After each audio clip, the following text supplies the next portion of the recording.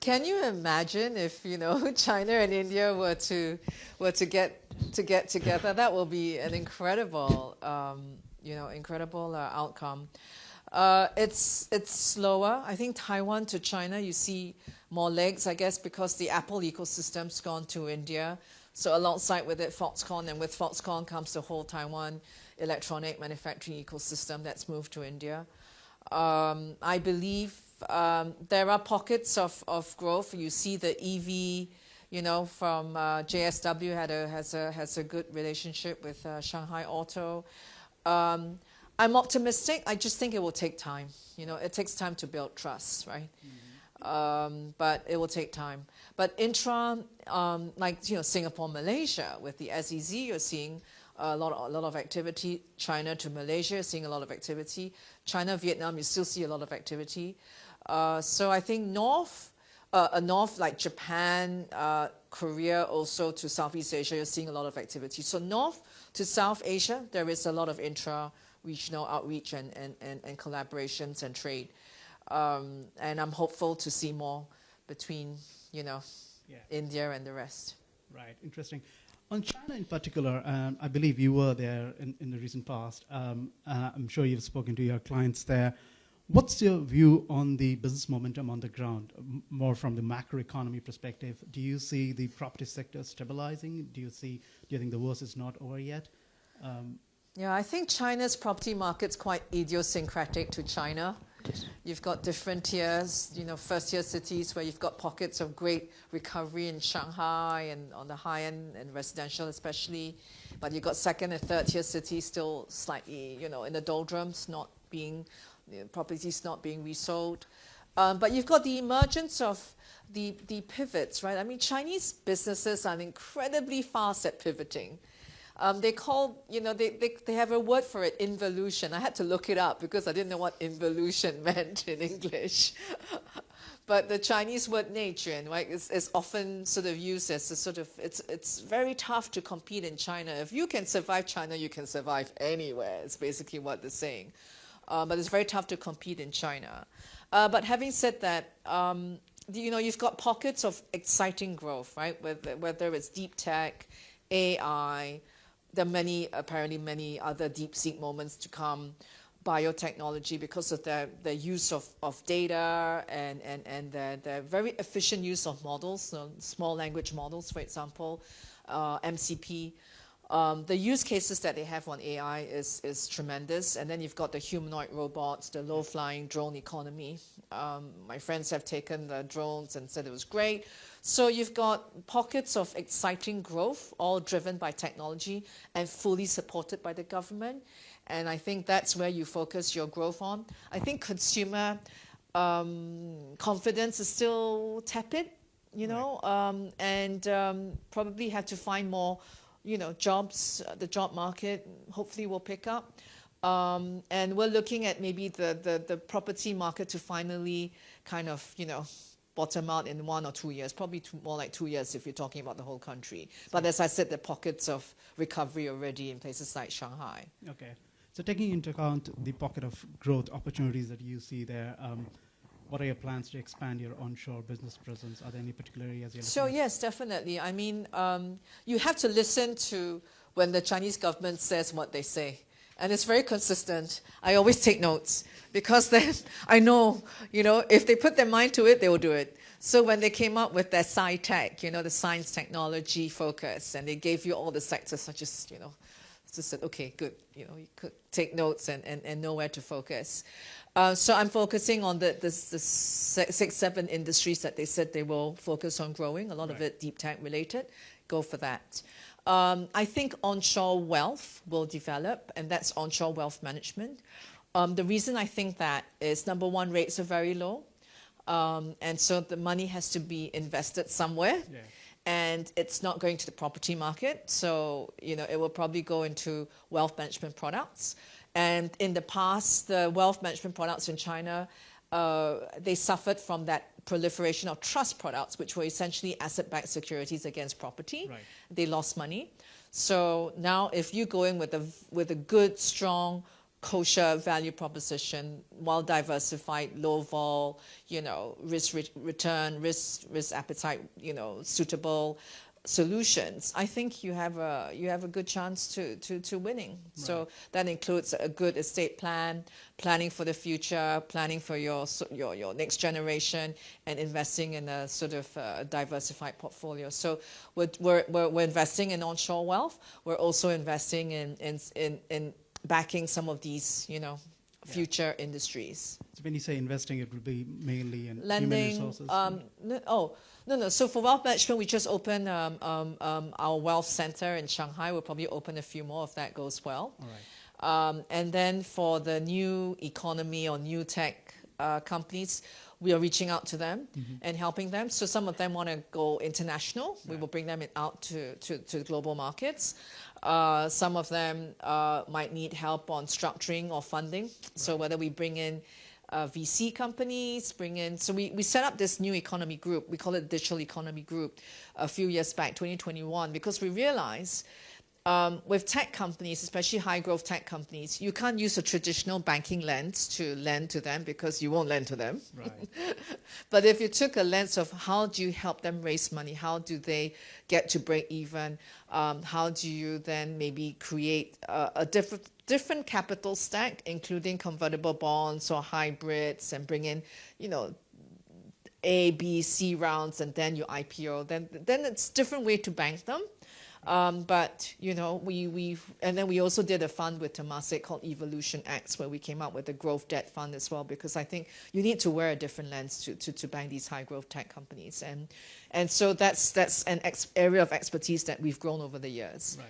And I do believe that that puts us in hopefully a good position to help them. Yeah, that's very interesting. So the digital group that you talked about is basically a VC unit. It's kind of like a growth, because we don't put we're not venture investors, right. So we don't put venture equity in. We put debt in. Okay. But we will find VC investors. Right. Yeah, okay. We will bring you investors. Right. And also, for example, we also bring in our private banking clients, right? So, for example, we're working with a China, North Asia type of VC company or growth tech company. It's a fund. Where they identify some of these companies, right. And we put them into we raise money through our private banking franchise. Right. Yeah. One last question on China. You have gradually raised your holdings in Shenzhen rural commercial banks to a little more than 19% now. Yeah. What's your plan going ahead? Would you like to kind of take majority control of the bank, or would you like to take it to the market? market? Well, the rules are 20, but you can go to NFRA and ask for more, I guess. Yeah. So we'll take it, as the regulations, come. We'll see what we'll do. But it's been a good investment. Both parties, both DBS and Shenzhen Rural Commercial Bank, very complementary. We don't bank their clients. They don't bank our clients. They're solely onshore. We're more offshore than onshore. So they've helped us with SME clients onshore that we don't really know how to bank. Right. And we've helped their SME clients and their large corporate clients go out of China. So when they want to grow outside China, they've come with us. Right. They don't have a huge wealth platform, so we've helped them to build it onshore. They don't have much property exposure, so quite a clean, very quite conservative, but sort of very steady, a solid bank. We're very happy with the partnership. That's great. Yeah. Since taking over, the bank the overall earnings has been pretty steady, but especially in the last quarter, you announced your earnings last week. The earnings, basically, they beat market expectations. DBS shares are at a record high. Your shareholders, they don't have much room to demand a strategy reset or any changes, but I'm sure you have been talking to your shareholders and getting their feedback, and your key stakeholders as well. And now that you have been in this role for a little more than 8 months, going ahead, do you see yourself kind of unveiling any kind of strategy reset for the bank to prepare it for the next phase of growth? So, I'm lucky as CEO. I inherited a strong foundation. And my old boss, Piyush, he hired me, right? So I've been with him on this journey now for almost 15 and a half years. So whilst it's a continuation of the culture that we set many years back, it's also one where the team has to be agile. And I like to think that we created a digital and a data moat in the last few years. Yeah. The digital moat is really making sure that our tech stack is modern and agile. It's not 100% modern and agile. We're into the last 10% of moving out of monolithic systems, but we're getting there slowly. But also the data moat that we created, which is the hardest part of any, older business. Anyone that has, business more than 10 years old, you'll have legacy data. It's how do you move that legacy data into a data lake, into metadata that you can then use to create models. That's the hardest part. And we did that heavy lifting. We started that heavy lifting in 2016. It is a continuous journey. But because we started so long ago, I am now in a position to be able to do, to just, to add on to what we've done. Like right now, I have end-to-end, I want end-to-end data governance because data security and data governance is important, and data control. When do you purge it? When the data is born to the date it's purged? How do you make sure you're using it in the correct way? And in the past, we were using what I call classic AI, models. Now you've got generative AI models. Now you've got the use of agentic AI. God knows when you have AGI as well, or super intelligence. Then how does that change the way you operate? It could change the way you operate tremendously, but to be able to take on these new challenges and new technologies, your team and your people must be ready to infuse all this new tech into the way you operate. And because we had already moved to a horizontal, not vertical, organization, we call them managing through journeys. Account opening is a journey, applying for a loan is a journey, etc. Then as an AI comes in, classic AI, generative AI, agentic AI, you move it in. Yeah. Some jobs will change. Yesterday I was having lunch with our friends from Ant, and there's a Chinese saying, like when you use the human eye can read 一目一行, I think it's like one eye, one line. But now with the AI, it's one eye, 10,000 lines, right? That's the speed at which the capacity of this new technology gives you. Can you imagine reading 10,000 lines in 1 second, right? Which is what it does. So that really changes everything. But in order to embrace this change, you do have to be not scared to say, okay, your job's going to change. But it's okay. Because like yesterday, my data scientist said, all the data, we have a lot of data scientists who are doing processes and process improvements and trying to figure out with the use of data science and data analytics, how they could do it. But they said, the AI can do it now. So I'm like, okay, so what are you going to do, right?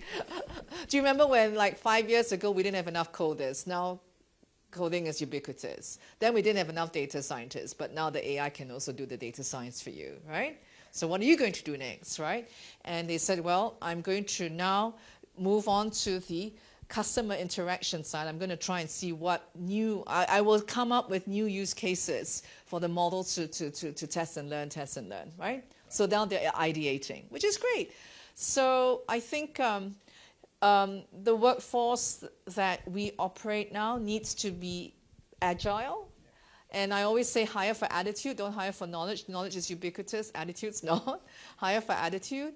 And make it safe for people to change roles, to change jobs, to try new things, because otherwise you're going to be stuck in the past. Yeah. All this sounds very interesting, and I kind of go back to the comment that David made earlier about your statement about trying to make, your ambition is to make DBS the best bank with a heart. The AI-enabled bank with a heart. Sorry, AI-enabled bank with a heart.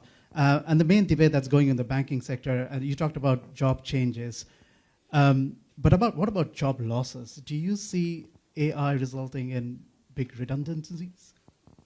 As with any big technological revolution, there will be like a bubble, right? Everyone will be rushing a bit of a gold rush into this new fangled thing, and then the valuations will go up.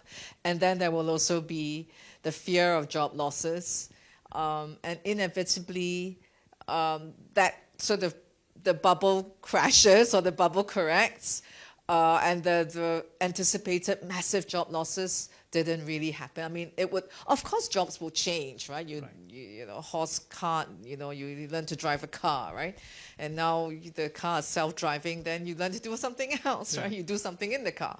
So I do believe in the flex. The human race has survived only because we know how to stay agile and we've, you know, we've evolved. So I do believe in the ability of the human race to evolve. But I think it behoves governments and business leaders to work together to make this evolution less problematic, if you will, especially for young graduates who are looking for white-collar jobs, right? That entry level, I think, could be potentially at risk the most, because most companies still want, you know, you still want, in Hokkien we say lao jiao, right? You still want the experienced people with judgment. You want the guys or girls who've gone through stresses and can make good judgment calls. But are you going to, if you used to hire 100 analysts to do all the analytics work, you don't need 100 analysts today, right? So what are you going to do with the 100 kids you used to hire? Yeah. And so that's the point. And I do think society will do well to work with governments and create that sort of help, if you will, for these young kids who are graduating. Like, you know, during COVID, we took in, was it 200? I can't remember. We didn't need to hire so many fresh graduates, but we did here in Singapore and elsewhere. But there was some government help. Only because I think you give them experience that money can't buy. Yeah. It helps their CV. Then after 2 years, when the economy picks up, they can go get another job. They can join my competitors, doesn't matter. But the fact is then you've given them a leg up. Right? And that's what they need. They need that leg up. Yeah. So I do think for the sake of society that we should work together to see how we give these young kids a leg up. Right. As the CEO of the bank, which is in kind of middle of all these changes, how much time do you spend to learn AI or kind of use AI in your daily workflow? I believe you are spending some time to learn about gaming these days. Do your kids tell you you're spending a lot of time on games? Oh, that's only because I was trying to win back the teenagers that we lost. Okay, it's a long story, but before we joined, we have this, in Singapore, we have this baby account. We used to have every baby. Then for like from 2010 to 2015, we lost those 5 years of babies being born to a competitor bank. And those babies are now, between 15, right, 10, 15 years old. So they're teenagers, and like, I need to win them back. And in order to win them back, you got to go into their world. Right. But actually, I learned this from Korea. You know, I was in Seoul. I went to see all the great tech companies in Seoul, including Naver, including the woman who was behind Netflix. What's the Netflix movie? Parasite. And also Naver, and also the K-pop Demon Hunter or something. And Hybe, that they do the K-pop. Right. I wanted to ask them, because they didn't look that young. They looked like my age. So I'm like, how do you stay so current and how do you stay ahead of the trends? They all said, look at the teenagers. You just have to look at teenagers and what they like, what they're doing. Then you'll be ahead of the trend. I'm like, oh, okay. So I came back and told my team, hey, what are the teenagers doing? They said they're playing this game, that game. So we tied up with Garena, another great, a great Singaporean company called C. And we did a thing with that game in Taiwan. I think in day one, we got like 50,000 new card users. So I can't remember the figure, 40 or 50,000. But the fact was, my God, if you say your reward points can be exchanged for weapons, wow, that really works for the gaming population, right? And so, I learn more by doing. I'm a terrible gamer, so don't ask me to play any games. But I learned from looking at all these kids and asking, people who do this business. I'm very curious, so I love to learn from all these business leaders or young MAs, young talent in DBS. So yeah, so how do you keep current? Look at the young. Surround yourself with what I call my reverse mentors. I have a lot of young mentees who actually mentor me and tell me off for my terrible social media non-presence.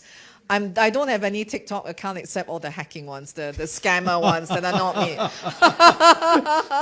So if you see me on TikTok, it's deep fake.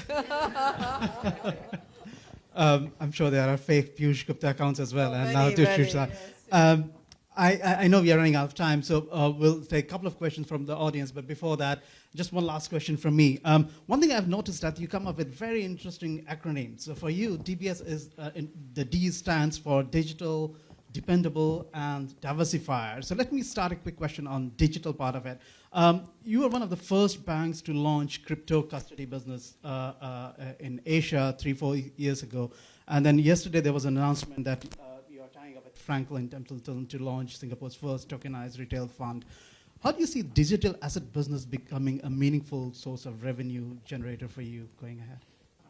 So this comes from a philosophy of understanding what banks do. Banks intermediate people's monies. They take your deposits, your hard-earned deposits, and we lend it out. We give you payment services. You can transfer money. You can pay for services and goods.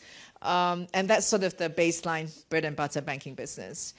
We also take our customers' funds and we help them to invest it, invest in wealth management products, public, private markets, public equities, public bonds, funds, private markets, private equity, private debt.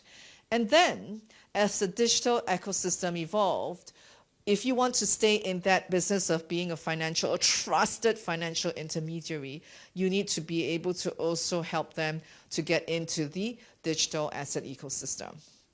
And that sits in the blockchain. It can be a public blockchain, it can be a private permissioned blockchain, but it is a tokenized asset. Right. Agreed?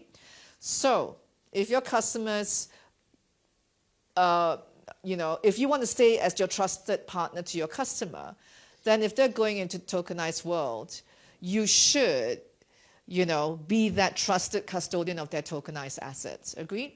Because if you think about it, if you're going to put all your assets onto the blockchain, are you going to remember all your keys? No. Are you going to lose your password?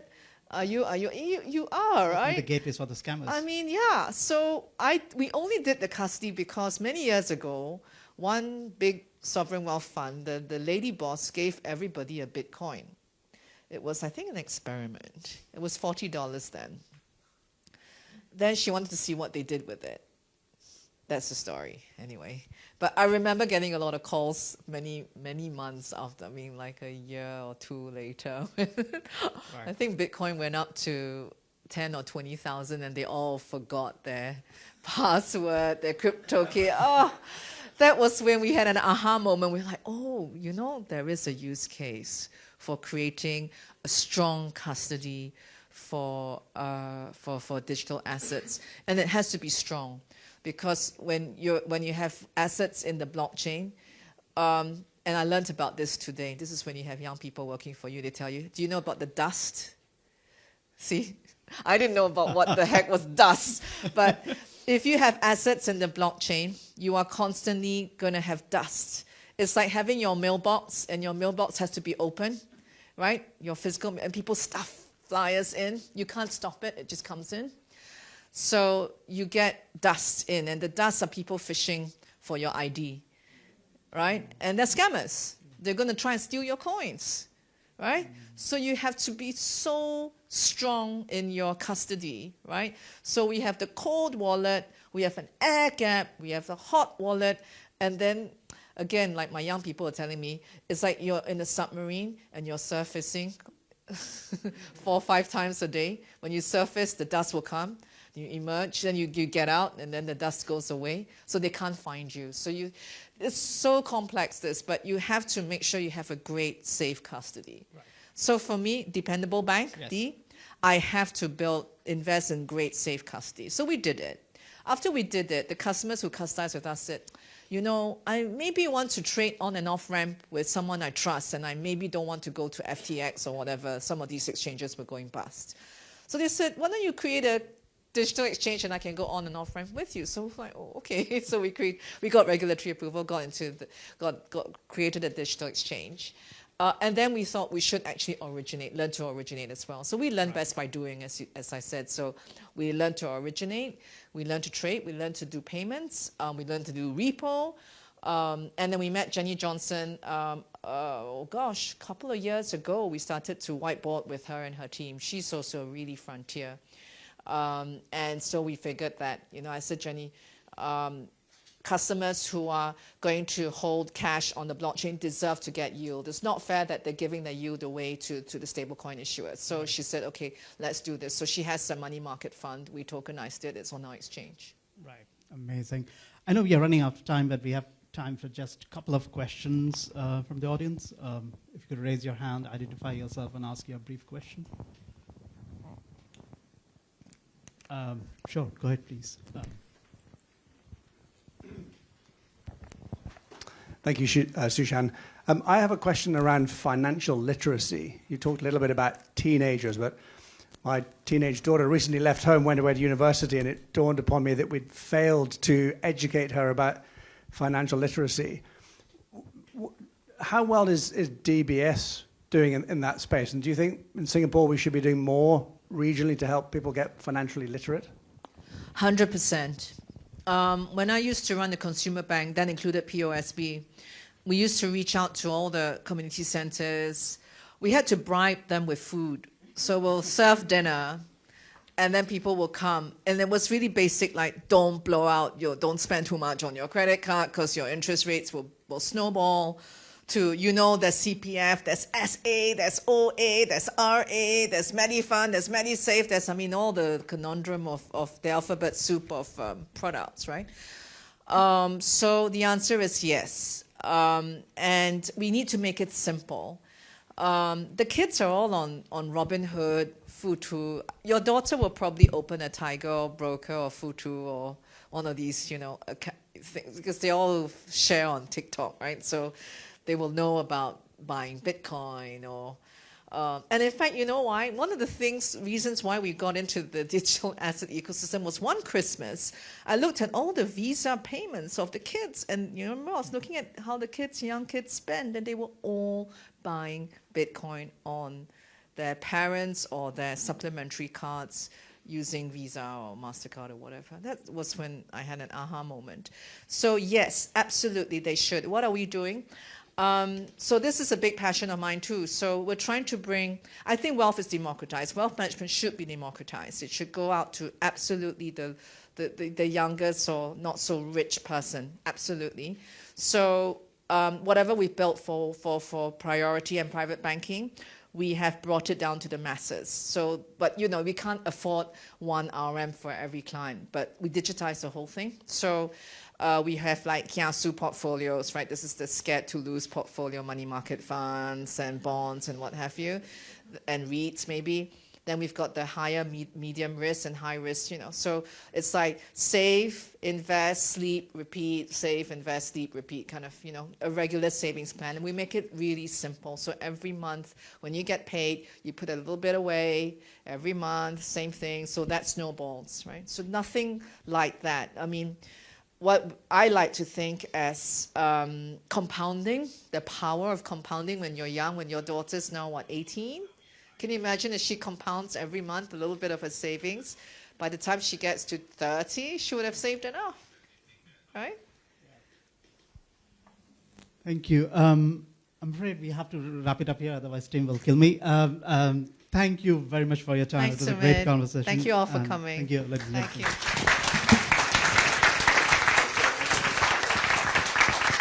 Thank you. Thank you, Sumeet. Thank you, Shan. I have a teenage daughter who I will be making watch this conversation later on to learn some lessons. Thank you to everybody who's here with us in Singapore. You are very welcome to join us for a drinks reception here at Elsing. Thank you.